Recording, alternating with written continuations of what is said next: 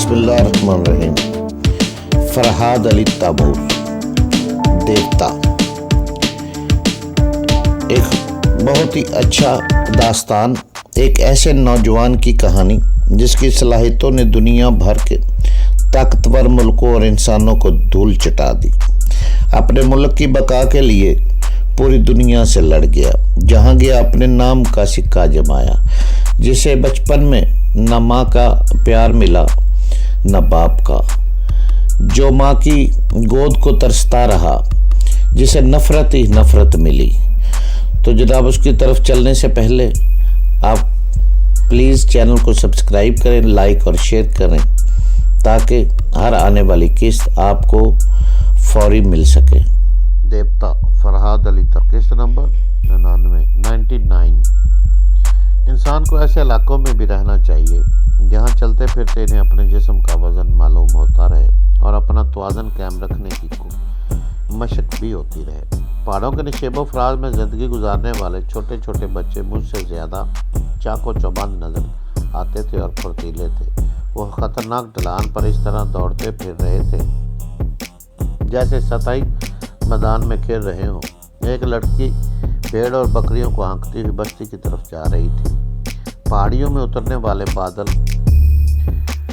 की तरह एक सफ़ेद चक फैलाए इस लड़की के वजूद को छूते हुए गुजर रहे थे। वो मुझसे बहुत दूर थी, वाज़ेह तौर पर नज़र नहीं आ रही थी, लेकिन वो हसीन मंजर इस लड़की की मौजूदगी से मुकम्मल हो गया था। मैं उसकी सिमत बढ़ता चला गया। बस्ती के करीब पहुंचकर हमारा दरमियानी फासला कम हो गया। मैंने उसे आवाज़ दी, लड़की सुनो। वो ठठक कर खड़ी होगी। उसने पलट कर मुझे देखा तो मैं भी ठठक कर चंद लम्हों के लिए अपनी जगह पर साकत हो गया। उसकी कटोरा जैसी सी आंखों को देखते ही मुझे यूँ लगा जैसे वह हिप्नोटाइज करना जानती हो। उसके देखने के अंदाज में इतनी कशिश थी कि मैं कशां उसके करीब पहुंच गया। वो पहाड़ी आंखें थी, शहरी ज़िंदगी की गलाजत और मकारियों से पाक थी। वो आंखें शबनम से धुली थी, मनाजर फितरत से मासूमियत का दर्स देती थी। वो सुबह रूह बादलों की तरह दिल को छूती हुई निकल जाती थी। हिप्नोटाइज़म का मतलब अगर सहरज़दा करना है तो वो आंखें इल्मे तरमीम से नाशना होने के बावजूद सहरज़दा कर देती थी। उसके बदन की उजली रंगत में हल्के हल्के गुलाबी रंग की आमिदिश थी। मुझे जैसे अजनबी को करीब देखते ही रुखसारों के गुलाब कदरे सुर्ख हो गए। वो जंगल की हिरनी की तरह बेज़ुबान हो गई और सहमी हुई नज़रों से मुझे देखने लगी। मैंने कहा, मैं एक मुसाफिर हूँ, क्या इस बस्ती में कहीं डाक बंगला है? उसने खामोशी से इस बात में सर हिलाया और पलट कर बस्ती की तरफ भागने लगी। इसके भागने पर भेड़ बकरियां इधर उधर मुंतशिर होने लगी। भागते वक्त उसका दिल तेज़ी से धड़क रहा था। मैं जो ख्यालात की डोर थाम कर दिल की धड़कनों तक पहुंच जाता था, इस वक्त उसके दिल की धड़कनों का मतलब वज़ाहत से ना समझ सका। एक शिकारी को देखकर हिरनी भड़कती है, किसी ऐसे शख्स को जो उसके माहौल से मुख्तलिफ था देखकर वो भड़क गई। नशेब में उतरने के दौरान मैं 2 मकानों से गुजरने के बाद तीसरे मकान के पिछवाड़े पर रुक गया। एक बूढ़ा आदमी इस लड़की के साथ इस मकान से बाहर आ रहा था। उसने मुझे देखते ही सलाम किया। मैंने उसका सलाम का जवाब देते हुए कहा, अगर यहाँ डाक बंगला है तो मुझे वहाँ ले चलो। बूढ़े ने कहा, मैं डाक बंगले का चौकीदार हूँ। अगर आप कुछ ख्याल ना करें तो मुझे अपने दफ्तर का कार्ड बता दें। वो डाक बंगला सिर्फ फॉरेस्ट ऑफिसरों के लिए ही है। मैं फॉरेस्ट ऑफिसर नहीं हूँ, सिर्फ एक मुसाफिर हूँ। शहरी हंगामों से घबरा कर यहाँ आया हूँ। आपकी बड़ी मेहरबानी होगी अगर आप मेरी रहाइश का यहाँ इंतज़ाम कर दें। उसने माजरत चाहते हुए कहा, साहब मैं मजबूर हूँ, मुझे सख्ती से ये हदायत की गई है कि आम मुसाफिरों को वहाँ रहने की जगह ना दूँ। मैं परेशान होकर सोचने लगा। दरअसल मैं बड़ी खामोशी से इस पर अपनी परेशानी ज़ाहिर कर रहा था ताकि वो मेरे चेहरे को पढ़ता रहे। इस दौरान मैं उसे पढ़ रहा था। वो सोच रहा था अफसरों के हुक्म पर कौन अमल करता है। दूर दूर की पहाड़ियों में जितने डाक बंगले हैं, इन सब के चौकीदार दूसरे मुसाफिरों को ठहरा कर इनसे किराया वसूल करते हैं। ऐसा ना करें तो 50 रुपये माहवार पर गुजारा कहाँ होता है। اوپرلی آمدنی کے لیے رشوت لینے اور اپنے افسروں کو فریب دینے کے لیے طریقے معصوم دیہاتیوں کو بھی آ گئے تھے۔ میں سمجھ رہا تھا کہ فریب اور مکاری صرف شہر تک ہیں، مگر یہ زہر بہت دور جنگلوں تک پہنچ چکا تھا۔ اصل بات یہ ہے کہ جہاں انسان کے قدم پہنچتے ہیں وہاں بے شمار ضرورتیں بھی پہنچ جاتی ہیں، اور یہ ضرورتیں انہیں سکھا دیتی ہیں کہ پیٹ کے لیے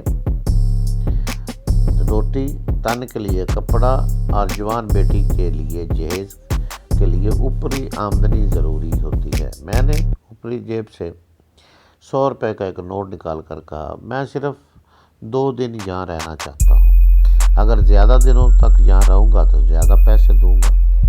100 روپے کا نوٹ دیکھتے ہی اس کی باتیں کھل گئی۔ وہ اتنی رقم ٹھکرا نہیں سکتا تھا۔ اس نوٹ کو دیکھتے ہوئے وہ سوچ رہا تھا، یہاں مہینوں گزرے کوئی افسر نہیں آتا، اب تو سردیاں شروع ہو گئی، یہاں کسی افسر کے پہنچنے کا اندیشہ نہیں ہے، اور یہ تو صرف 2 دن رہے گا، پھر یہاں سے چلا جائے گا۔ اتنی بڑی رقم تو آج تک کسی مسافر نے نہیں دی تھی جتنی یہ نوجوان مجھے دے رہا ہے۔ یہ سوچنے کے باوجود اس نے رسمی طور پر انکار کیا۔ نہیں صاحب، پیسے کی ضرورت تو ہر انسان کو ہوتی ہے، مگر میں ڈرتا ہوں کوئی آفیسر یہاں آ پہنچا تو میری نوکری چلی جائے گی۔ تمہاری نوکری نہیں جائے گی، اگر کوئی افسر آئے گا تو میں اسے سمجھا لوں گا، تم فکر نہ کرو۔ یہ کہہ کر میں نے نوٹ اس کی طرف بڑھا دیا۔ اس نے شکریہ ادا کرتے ہوئے اور دعائیں دیتے ہوئے اس نوٹ کو قبول کر لیا، پھر میرے ساتھ ڈاک بنگلے کی طرف چلنے لگا۔ میں نے ذرا دور جا کر پلٹ کر دیکھا تو وہ لڑکی ہماری طرف دیکھ رہی تھی، اور میرے دیکھتے ہی وہ پھر ہرنی کی طرح بتک کر بھاگتی ہوئی اپنی جھونپڑی کے اندر چلی گئی۔ اب بھی اس کا دل دھڑک رہا تھا، مگر اس کے دل میں بہکنے والے جذبات نہیں تھے۔ وہ جوان تھی، مگر ایک ننھی سی بچی کی طرح سوچ رہی تھی کہ بابا کو اتنا بڑا نوٹ ملا ہے، آج تو میں بابا سے ضرور ضد کروں گی کہ میرے لیے ریشم کا سرخ جوڑا بنا دے۔ آخر میں کب تک پرانے کپڑے پہنتی رہوں گی؟ توبہ توبہ، یہ کپڑے کتنے میلے ہو گئے۔ اس شہر والے بابو نے مجھے دیکھ کر سوچا ہوگا کہ میں کتنی گندی لڑکی ہوں۔ میں نے اس لڑکی کی سوچ پڑھ کر اسے اپنے دماغ سے نکال دیا۔ وہ مجھے بہت اچھی لگ رہی تھی، مگر میں اس اچھائی کو میلا نہیں کرنا چاہتا تھا۔ میں سوچتے سوچتے ڈاک بنگلے کے سامنے پہنچ کر ٹھٹک گیا۔ وہاں مجھ سے پہلے ہی ایک جوڑا آ کر آباد ہو گیا تھا۔ میں تو یہ سوچ کر آیا تھا کہ اس چھوٹی سی بستی کا ڈاک بنگلہ ویران پڑا ہوگا۔ میں یہاں تنہائی میں بیٹھ کر دشمنوں سے نمٹنے کا منصوبہ بناؤں گا۔ میں نے بوڑھے بابا سے پوچھا، کیا یہاں تمہارا کوئی آفیسر آیا ہوا ہے؟ نہیں صاحب، فلم والے آئے ہوئے ہیں۔ تم آفیسروں سے ڈرتے ہو اور دوسروں کو رہنے کی جگہ بھی دیتے ہو۔ مجبوری ہے صاحب، آپ نے میری جوان لڑکی کو دیکھا ہے، مجھے اس کی شادی کی فکر ہے۔ اگر میں اس طرح 4 پیسے نہیں جوڑوں گا تو اسے کیسے دلہن بنا کر رخصت کروں گا؟ مجھے اس ڈاک بنگلے میں نہیں جانا چاہیے تھا، کیونکہ میں نے دنیا والوں کے سامنے خود کو گونگا بنا رکھا تھا۔ اس بستی میں پہنچ کر اس لیے زبان کھولی تھی کہ وہاں شہر والوں سے سامنا ہونے کی توقع نہیں تھی۔ اب جو لوگ ڈاک بنگلے میں تھے، میں ان کے سامنے گونگا بن کر نہیں رہ سکتا تھا۔ اس وقت میں نے دیکھا کہ برآمدے میں ایک ایزی چیئر پر ایک نوجوان عورت بیٹھی ہوئی تھی۔ اس کی خوبصورتی اس کے لباس سے پتہ چل رہا تھا کہ وہ فلم کی ہیروئن ہے۔ مجھ سے نظریں ملتے ہی وہ بڑی لاپرواہی سے سگریٹ کا کاش لیتی ہوئی دوسری طرف دیکھنے لگی۔ اسے اس بات پر ناز تھا کہ اسے ساری دنیا دیکھتی ہے، لیکن میں نے پھر اس کی طرف نہیں دیکھا۔ اس کے قریب ایک شخص ریلنگ سے ٹیک لگائے کھڑا تھا۔ وہ مجھے دیکھنے کے بعد بوڑھے چوکیدار کو سوالیہ نظروں سے دیکھ رہا تھا۔ اسے اس بات پر اعتراض تھا کہ بوڑھا ایک اجنبی کو وہاں کیوں لے آیا ہے۔ بوڑھے بابا نے میرے لیے ڈاک بنگلے کا ایک کمرہ کھول دیا۔ میں کمرے کے اندر چلا گیا۔ اٹیچی ایک جگہ رکھنے کے بعد آرام سے کرسی پر بیٹھ کر باہر ہونے والی باتیں سننے لگا۔ اتنی دور سے باتیں سنائی نہیں دے سکتی تھی، مگر میں دماغی سماج سے سن رہا تھا۔ اور ان کے پاس کھڑے ہوا شخص چوکیدار سے کہہ رہا تھا، میں تم سے پہلے ہی کہہ چکا تھا کہ آج رات ہماری پوری یونٹ یہاں پہنچنے والی ہے۔ ہمیں پورے ڈاک بنگلے کی ضرورت ہے، پھر تم اس مسافر کو یہاں کیوں لائے ہو؟ بوڑھے چوکیدار نے جواب دیا، ڈاک بنگلے میں 4 کمرے ہیں، 3 کمرے آپ لوگوں کے لیے ہیں، ایک کمرہ میں نے احتیاطاً اپنے کسی آفیسر کے لیے خالی رکھا تھا۔ یہ شخص جو ابھی یہاں آیا ہے میرے آفیسر کا رشتہ دار ہے، اگر آپ لوگ اس پر اعتراض کریں گے تو یہ آپ لوگوں کو بھی یہاں سے نکلوا دے گا اور میری ملازمت بھی خطرے میں پڑ جائے گی۔ اس کا جواب سن کر اس شخص نے ہیروئن کی جانب دیکھا۔ ہیروئن نے حقارت سے کہا، او نو، رہنے دو اسے، پتہ نہیں کمبخت کہاں سے آ مرا ہے، ہمارے لیے ہماری شہرت بھی مصیبت بن جاتی ہے، کہیں آزادی سے گھومنے پھرنے کا موقع نہیں ملتا، تم جاؤ یہاں سے۔ اس نے چوکیدار سے جانے کے لیے کہا تو وہ چلا گیا۔ اس شخص نے کہا، میری جان، ایک اجنبی کی موجودگی سے تمہاری آزادی میں کوئی فرق نہیں آئے گا، تم اتنی حسین ہو کہ اس کی نگاہوں سے میلی نہ ہو سکو گی۔ وہ اپنے حسن کی تعریف سن کر دل ہی دل میں خوش ہوئی تھی، مگر بظاہر ناگواری سے کہنے لگی، تم نے مجھے میری جان کیوں کہا؟ 1000 بار میں نے تمہیں سمجھایا ہے کہ تنہائی میں بھی مجھے اس انداز میں مخاطب نہ کیا کرو۔ اس شخص نے خوشامدانہ انداز میں کہا، مگر جانی، ایک شوہر ہونے کے ناطے مجھے تنہائی میں یہ حق حاصل ہونا چاہیے۔ وہ دبی ہوئی سرگوشی میں غصے سے بولی، احمق نہ بنو، پاس والے کمرے میں کوئی اجنبی آیا ہوا ہے، اگر اسے معلوم ہو گیا کہ میں تمہاری بیوی ہوں تو یہ بات فلمی اخباروں تک پہنچے گی، اس طرح میری شہرت کو دھچکا لگے گا۔ دنیا والوں کی نظروں میں تم میرے بھائی ہو اور بھائی کی طرح گفتگو کرو۔ میں ان کی باتیں سن کر مسکراتے ہوئے سگریٹ سلگانے لگا۔ فلمی شہرت کے لیے ضروری ہے کہ ہیروئن کم عمر ہو، اور کم عمری ثابت کرنے کے لیے ضروری ہے کہ وہ غیر شادی شدہ ہو۔ اگر شادی شدہ ہو تب بھی رشتے بدل کر اپنی شہرت کو قائم رکھنے کے لیے دنیا والوں سے جھوٹ بولنا پڑتا ہے۔ میں نے ان لوگوں پر لعنت بھیجی، دروازے کو اندر سے بند کیا، پھر بستر پر آ کر لیٹ گیا۔ میں تھوڑی دیر تک خاموشی سے لیٹا رہا، اس کے بعد چپکے بیل منڈو کے دماغ میں جھانکنے لگا۔ وہ اب تک مجھے تلاش کر رہا تھا، فیروز کے بتائے ہوئے پتے پر وہ ہوٹل بھی گیا تھا۔ میں وہاں سے جا کر اسے پتہ چلا کہ اخباروں کے رپورٹر اور فوٹوگرافر بھی اس گونگے کو تلاش کر رہے ہیں۔ ہوٹل کے بحرانی نے بتایا کہ وہ گونگا صبح اپنے کمرے میں موجود تھا، لیکن جب اسے یہ معلوم ہوا کہ بہت سے لوگ اسے ملنا چاہتے ہیں تو پتہ نہیں کیوں وہ گھبرا سا گیا اور کسی وقت ہوٹل کے پچھلے دروازے سے نکل کر چلا گیا۔ بیل منڈو وہاں سے مایوس ہو کر پھر زلیخا کی کوٹھی کی طرف گیا تھا، وہاں بھی اسے مایوسی ہوئی۔ اب وہ ایسے آدمی کو کار میں لے کر گھوم رہا تھا جس نے مجھے جلتی ہوئی کوٹھی میں جاتے دیکھا تھا۔ ابھی اس کی تلاش جاری تھی، شاید ماسٹر یوشے بھی اس کے دماغ میں جھانکتے ہوئے اس کی مصروفیات کو سمجھ رہا تھا، اس لیے وہ بھی اسے مخاطب نہیں کر رہا تھا۔ میں نے تھوڑی دیر کے لیے بیل منڈو کو اس کے حال پر چھوڑ دیا اور پھوپھی سے رابطہ قائم کیا۔ وہ مری کی سڑکوں پر زرینہ اور فرزانہ کے ساتھ سیر کر رہی تھی۔ میں تھوڑی دیر تک ان کی باتیں سنتا رہا، ان کی باتوں سے پتہ چلا وہ سب مطمئن ہیں اور کسی قسم کا خطرہ ان کے قریب نہیں منڈلا رہا۔ ان کی طرف سے اطمینان ہوا تو میں نے سعید احمد کی خبر لی۔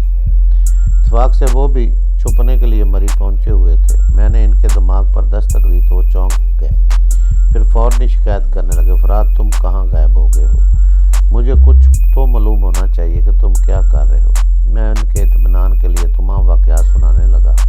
جب انہیں معلوم ہوا کہ میں کس قدر مصروف اور دشمن کس طرح میرے پیچھے مارے پھر رہے ہیں تو وہ پریشان ہو کر بولا، یہ ماسٹر یوشے واقعی شیطان ہے، آخر اس سے کب پیچھا چھوٹے گا؟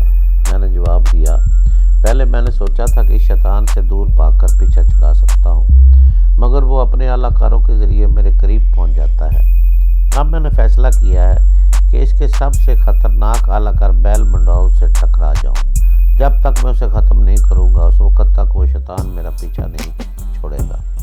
اس کے دوسرے اعلیٰ کار آپ کے انٹیلیجنس کے چند آفیسر ہیں، وہ لوگ آپ کو تلاش کر رہے ہیں، آپ چند روز تک ان سے دور رہیں۔ میں وعدہ کرتا ہوں جلدی وہ مائکرو فلم آپ تک پہنچا دوں گا، اس کے بعد میں ہمیشہ کے لیے آپ سے دماغی رابطہ ختم کر دوں گا۔ ایسا نہ کہو فرات، مجھے تمہاری دوستی عزیز ہے، مجھے مجبوراً ایسا کرنا پڑے گا۔ جب آپ مائکرو فلم حاصل کرنے کے بعد اپنے دفتر جائیں گے تو ماسٹر یوشے وہاں کے اعلیٰ کار افسروں کے ذریعے آپ کی سوچ تک پہنچے گا اور آپ سے میرا پتہ معلوم کرنے کی کوشش کرے گا۔ میں آپ سے دماغی رابطہ نہیں رکھوں گا تو آپ میرے متعلق یہی سوچتے رہیں گے کہ میں کہاں ہوں اور کیا کر رہا ہوں۔ آپ کی یہ سوچ ماسٹر یوشے تک پہنچتی رہے گی۔ اس طرح شیطان کو یقین ہو جائے گا کہ میں نے آپ سے بھی رابطہ ختم کر دیا اور کہیں چھپ گیا ہوں۔ آپ کی بہتری اسی میں ہے کہ آپ ایک نامعلوم مدت کے لیے مجھ سے جدا ہو جائیں۔ خدا کو منظور ہوا تو پھر ملیں گے۔ سعید احمد نے بے بسی سے کہا، میں اپنی اور تمہاری مجبوریوں کو سمجھ رہا ہوں، مگر جب تک مائکرو فلم حاصل نہیں ہوتی اس وقت تک مجھ سے رابطہ قائم رکھو۔ میں نے آئندہ بھی ان سے گفتگو کرنے کا وعدہ کیا اور رابطہ ختم کر دیا۔ اب مجھے بھوک محسوس ہو رہی تھی۔ میں نے اپنے کمرے سے نکل کر دروازے کو بند کیا اور چوکیدار کے گھر کی طرف جانے لگا۔ وہ ہیرون، اس کا نام نہاد بھائی یا شوہر اس وقت برآمدے میں نہیں تھے۔ ان کے کمرے کا دروازہ اندر سے بند تھا۔ بند کمرے میں وہ دوگلے شاید رشتے کا تجزیہ کر رہے تھے۔ میں نے جھونپڑی کے دروازے میں پہنچ کر بوڑھے بابا کو آواز دی تو وہ لڑکی باہر آئی۔ میں نے اس سے مذاقاً کہا، میں نے بابا کو آواز دی تھی، تمہارا نام بابا تو نہیں ہے؟